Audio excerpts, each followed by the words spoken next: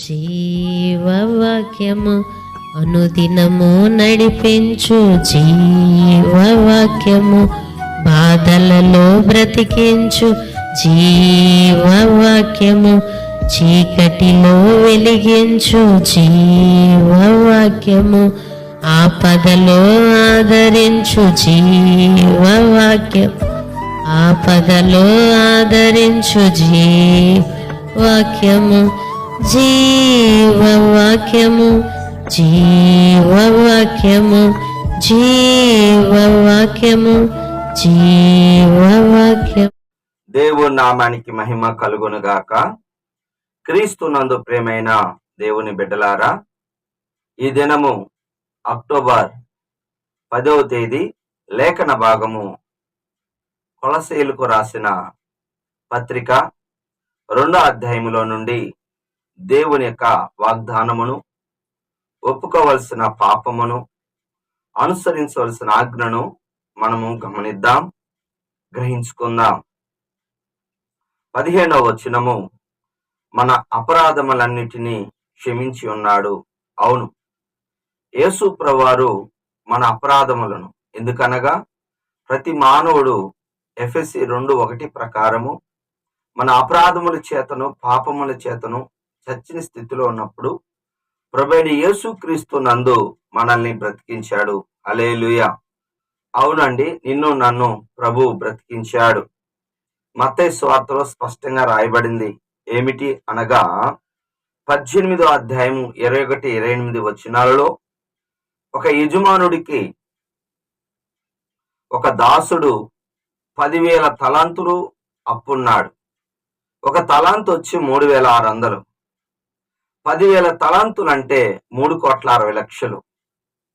అతని భార్యని పిల్లల్ని తీసుకొని వచ్చి అప్పు చెల్లించమన్నప్పుడు అతడు సాగిలపడి మురొక్కి, ఓర్చుకొనుము, నేను చెల్లిస్తాను అని బ్రతిలాడినప్పుడు ఆ యజమానుడు కనికెరపడి క్షమించాడు. ఇందులో తన ప్రమేయం ఏం లేదు, కానీ పాదాల మీద పడి మురికినప్పుడు, ఒప్పుకున్నప్పుడు ఆయన కనికెరపడ్డాడు, క్షమించాడు. దేవుడు కూడా తన చిత్తానుసారంగా తన కనికరము చొప్పున మన పాపాలు క్షమిస్తాడు. క్షమించిన తర్వాత అతడు వెళ్ళి తనకు 100 దేనారాలు అంటే 50 రూపాయలు అప్పు ఇవ్వవలసిన వాడిని గొంతు పట్టుకొని, 50 రూపాయలు చెల్లిస్తావా లేదా, లేదంటే చెరసాల్లోనికి తీసుకువెళ్ళి అక్కడ చెరసాల్లో వేయించాడండి. అది తెలిసి అది చూసిన మిగతా దాసులు వెళ్ళి ఆ యజమానుడికి చెప్పినప్పుడు ఆ యజమానుడు మళ్ళీ వాడిని పిలిపించి, నేను క్షమించిన ప్రకారం నువ్వు క్షమించాలి. మత్తయి సువార్త 18వ అధ్యాయం చివరి వచనములో, నేను మిమ్మల్ని హృదయపూర్వకంగా క్షమించాను, మీరు కూడా హృదయపూర్వకంగా క్షమించాలి. క్షమించినప్పుడు ఉగ్రత ఉంటుంది. నువ్వు కడపటి కాసు చెల్లించే వరకు ఇతరుని బాధపరచు వారికి ఇచ్చాడు. అవును, నీవు క్షమించిన తర్వాత దేవుడు నిన్ను క్షమించాడు, నువ్వు కూడా క్షమించాలి. ఒక మంచి దైవ సేవకుడు, దేశ విదేశాలలో వాడబడుతున్న సేవకుడు, తనకి పాస్టమ్మ గారికి ఇరువురికి మధ్య వివాదంలో, పాస్టమ్మ గారు అనగా పాస్టర్ గారి యొక్క భార్య అతన్ని కొట్టినప్పుడు ఈ సేవకుడు కొట్టలేదు, తిట్టలేదు, అలిగాడు. అలిగి బట్టలు పెట్టుకొని వెళ్ళిపోతున్నాడు. మళ్ళీ వస్తాడు, మాట్లాడు. కానీ అయితే తాను మరి క్షమించమని అడిగినప్పుడు కూడా క్షమించాలని చెప్పట్లేదు, అలుగుతూనే వెళ్తూ ఉన్నాడు. ఒక దినాన ప్రభు తన యొక్క దాసుడితో కల్లో మాట్లాడాడు. ఒక దేవదూతను పంపి తనను ఆత్మను తీసుకొని నరకానికి వెళ్తున్నప్పుడు అగ్ని జ్వాలలకు తీసుకెళ్తుంటే, నన్ను ఎందుకు తీసుకెళ్తున్నావు అంటే, నీవు నీ భార్యని క్షమించలేదు. తను కొట్టింది తొందరపడి అయితే క్షమాపణ కోరింది, నువ్వైతే అలిగి మరి ఆమెను క్షమించలేదు, కాబట్టి నీకు నరకం. నువ్వు ఎన్నో సంవత్సరాలు బాగుండొచ్చు, వాహనాన్ని 50 సంవత్సరాలు కరెక్ట్గా నడపచ్చు, 51వ సంవత్సరం ప్రమాదం జరిగితే నీ వలన దానిని బట్టే పోలీసు వాళ్ళు తీసుకెళ్తారు. జాగ్రత్త, దేవుడు నిన్ను క్షమించాడు, నువ్వు క్షమించాలి. క్షమించకపోతే ఉగ్రత ఉంది, జాగ్రత్త. ఒప్పుకోవాల్సిన పాపం 8వ వచనం, ఆయనను అనుసరింపక మనుషుల యొక్క పారంపర్యాచారాలు అంటే ఈ లోక సంబంధమైన ఆచారాల ప్రకారం మనం నడుచుకోకూడదు. ఆయనే మనం అనుసరించాలి.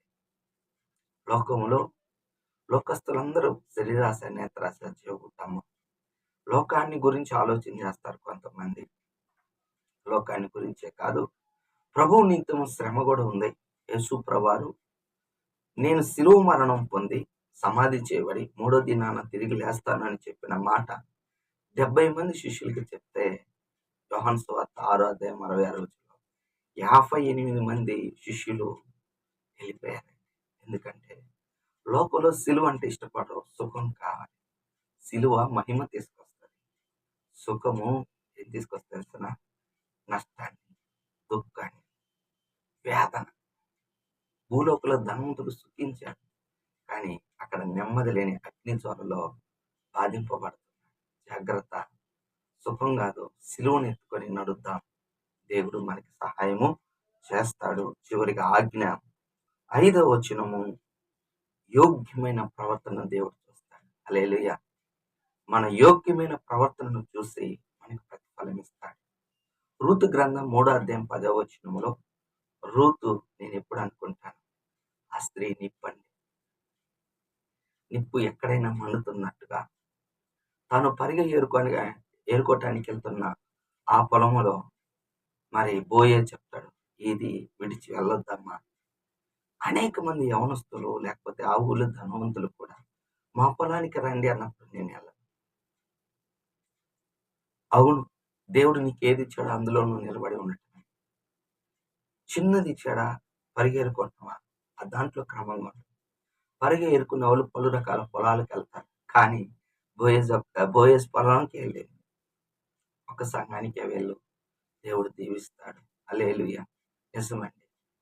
యోగ్యమైన ప్రవర్తన మనం కాదు, పక్క వాళ్ళు చెప్పాలి. యోగ్యమైన ప్రవర్తన మరి లూకాసు సువార్త 7వ అధ్యాయంలో శతాధిపతితో గురించి తన దాసుడు బాగలేనప్పుడు యూదుల యొక్క పెద్దలు యేసు ప్రభు దగ్గరికి వెళ్ళి, ప్రభువా ఇతడు మేలు పొందుటకు యోగ్యుడు, కారణం మన జనులను ప్రేమించి, అన్యుడైన మన జనులను ప్రేమించి సమాజ మందిరం కట్టించాడు, వీళ్ళ దాసుని బాగు చేయమని. ఆ వ్యక్తి పరిగెత్తుకుంటూ వచ్చి మొక్కలేసి, అయ్యా నా ఇంట్లోకి రావడానికి అర్హత లేని వాడిని, మాట మాత్రం సెలవు, నా దాసుడు బాగుపడతాడని చెప్పినప్పుడు ఎంత విశ్వాసం, ఎంత యోగ్యమైన జీవితం. యేసు ప్రభువే ఆశ్చర్యపడి, నువ్వు కోరుకున్నట్టు నీకు జరుగుతుంది, ఎల్లో నీ దాసుడు బాగుపడ్డాడు. అవును, యోగ్యమైన ప్రవర్తన కలిగిన వారికి దేవుడు ఖచ్చితంగా ప్రతిఫలం ఇస్తాడు. రూతు దీవించబడ్డది, శతాధిపతి యొక్క దాసుడు స్వస్థతను అందుకున్నాడు. ఈ రోజు యోగ్యమైన ప్రవర్తన కలిగి ఉండు, దేవుడు నిన్ను నిండారుగా దీవిస్తాడు. ఆమేన్. కళ్ళు మూసుకోండి, ప్రార్థన చేసుకున్నాం. ప్రేమ కలిగిన తండ్రి యేసయ్యా, నీ కొందనాలు స్తోత్రం. ఈ దినం నీ కృపలో, నీ దయలో ప్రభా మాకిచ్చిన ఈ గొప్ప భాగ్యాన్ని బట్టి స్తోత్రం. కృతజ్ఞతాస్తుతులు చెల్లిస్తాం.